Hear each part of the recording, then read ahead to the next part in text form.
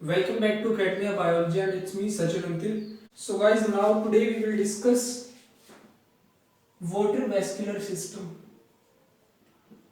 Water vascular system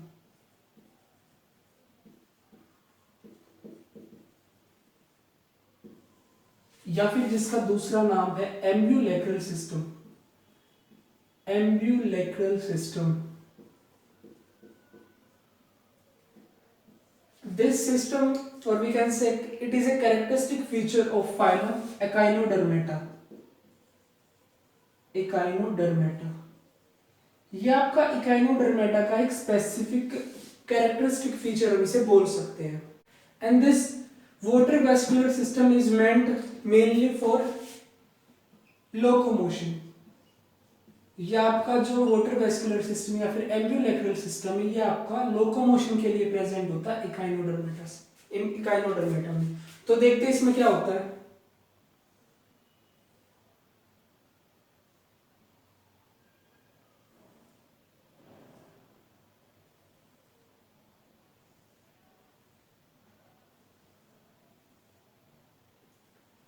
ये Echinodermata में इस तरह से कुछ pentagonal ring like structure present होता है.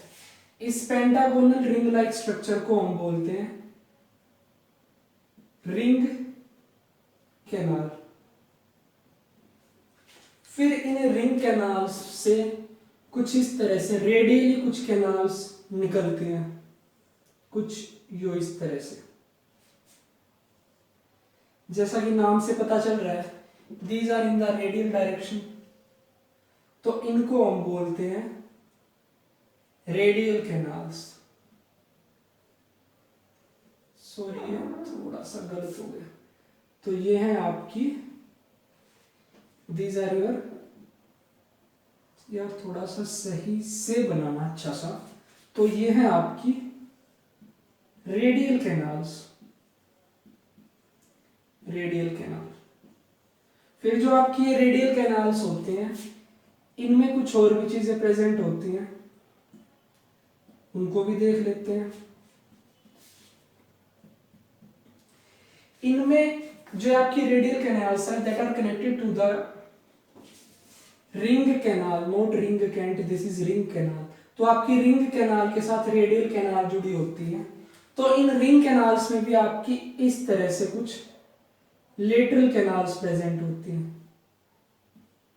ये है आपकी लेटरल कैनाल्स, जो कि आपसे आपके नियर अबाउट 3 से 4 पेयर प्रेजेंट होते हैं हर एक आर्म में.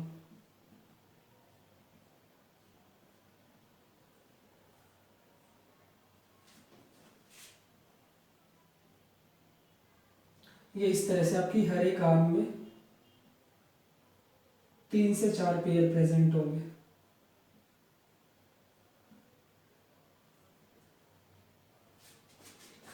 सभी में ड्रॉ कर लेते हैं जल्दी जल्दी एक बार, ताकि डायग्राम आपका अधूरा या ना लगे, सही से कंप्लीट लगे. तो ये आपकी हर एक आर्म में इस तरह से 3 से 4 आपकी लेटरल कैनाल्स प्रेजेंट होती हैं. ये हो गई आपकी लेटरल कैनाल्स. तो जो आपकी लेटरल कैनाल्स होती हैं, these are your lateral canals. lateral canals. In lateral canals से कुछ इस तरह से पियर शेप्ड की कुछ स्ट्रक्चर्स अटैच्ड होते हैं. ये कुछ इस तरह से, ये ऐसे, ये आपके इस तरह से पियर शेप्ड स्ट्रक्चर होते हैं. जो आपके पियर शेप्ड स्ट्रक्चर है, इनको हम बोलते हैं पोलियन वेसाइकल्स. पोलियन वेसाइकल्स कैसे हैं? ये पियर शेप्ड. ठीक है. उसके अलावा इस तरह से यहां पे कुछ स्ट्रक्चर्स प्रेजेंट होते हैं अंदर की तरफ. ये कुछ इस तरह से.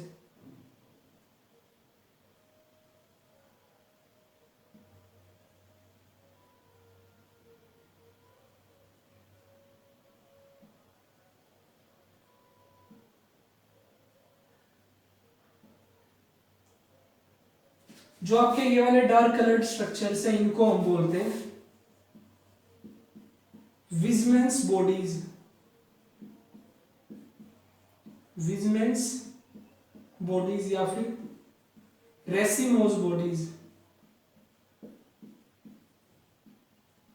Racemose bodies.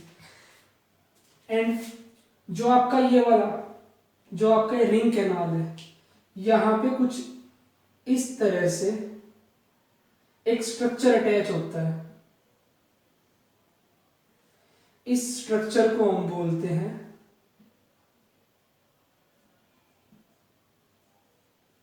मेड्रीपोरिक कैनाल या फिर स्टोन कैनाल। और जो आपके स्टोन कैनाल के ऊपर ये इस तरह से कुछ इस तरह का स्ट्रक्चर प्रेजेंट है, ये इस तरह से, इसको हम बोलते हैं मेड्रीपोराइट। इस मेड्रीपोराइट में प्रेजेंट होते हैं पोर्स बहुत सारे। देखो ये बेसिक सा स्ट्रक्चर हो गया आपका वाटर वेस्कुलर सिस्टम के ऑर्गन्स का। अब इनके फंक्शन से समझते हैं। तो शुरू करते हैं। सबसे पहले जो आपका फर्स्टली क्या होता है, जो आपका होता है मेड्रीपोराइट।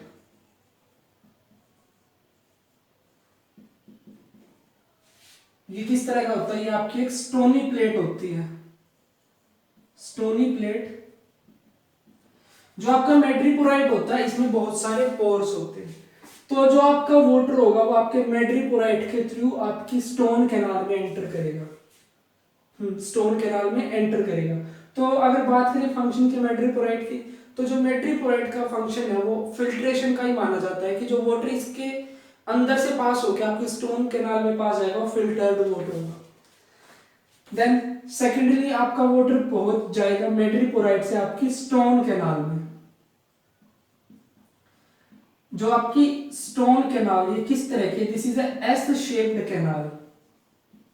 S shaped canal. ये एस शेप्ड कैनाल आपकी रिंग कैनाल को आपके मेड्रीपोराइट से जोड़ती है। तो मेड्रीपोराइट से जो पानी आपका स्टोन कैनाल में आया वो रिंग कैनाल में पहुंच जाएगा। फिर रिंग कैनाल में भी आपकी कैनाल प्रेजेंट होती है जिनको हम बोलते हैं रेडियल कैनाल। तो जो वाटर है आपका स्टोन कैनाल से जाएगा रेडियल कैनाल्स में। Radial canals. Then radial canals में वाटर आपका पहुंच जाएगा। देखो ये आपकी वाटर की डायरेक्शन मान लीजिए। सबसे पहले मेड्रीपोराइट से स्टोन कैनाल में आया, देन स्टोन कैनाल से आपकी रिंग कैनाल में चला गया। देन रिंग कैनाल से क्या होगा, रिंग कैनाल से वो आपकी जितनी भी रेडियल कैनाल्स है उन सब में पहुंच जाएगा। इस तरह से आपका वाटर पहुंच गया रेडियल कैनाल्स में। अब रेडियल कैनाल्स में भी इनमें लेटरली कुछ कैनाल्स प्रेजेंट है जिनको हम बोलते हैं, fourth is lateral canals. These are lateral canals. तो आपका वाटर कहां पहुंच जाएगा, लेटरल कैनाल्स में। देन लेटरल कैनाल्स के बाद वो आपका वाटर पहुंच जाएगा पोलियन वेसाइकल्स में। तो जो आपके जो पोलियन वेसाइकल्स होते हैं, these are contractile in function. तो फिफ्थ क्या है आपका, fifth is Polian vesicles. Polian vesicles. ये पोलियन वेसाइकल्स क्या करते हैं, store water and these are contractile in function. Contractile in nature. मतलब इनमें स्टोर वाटर को स्टोर करने की कैपेसिटी होती है और अच्छी खासी इनकी मतलब इलास्टिसिटी होती है जो कॉन्ट्रैक्ट कर सकते हैं। तो कॉन्ट्रैक्ट करके वाटर स्टोर को बाहर दोबारा से निकालेंगे। इसी तरह से जो आपका वाटर होगा पहले आपकी रिंग कैनाल में जाएगा, रिंग कैनाल से आर्म्स में जाएगा। तो एक तरह से वहां पे टर्जिडिटी और प्रेशर मेंटेन करते हैं। उसी टर्जिडिटी और प्रेशर की हेल्प से जो आपका ऑर्गेनिज्म है वो लोकोमोशन शो करता है। तो मुझे लगता है शायद आपको ये वाटर वेस्कुलर सिस्टम अच्छे से समझ में आया होगा। फिर यहाँ पे जो आपकी एक चीज बच जाती है वह विजमेंस में, this is Tiedemann's bodies.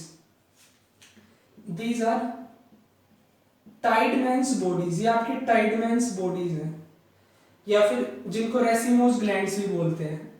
Racemose glands. देखो अगर बात करें टाइडमैन्स बॉडीज की, तो इनका कोई स्पेसिफिक फंक्शन अभी तक नोन नहीं है। No non specific function, no non specific function, no non specific function.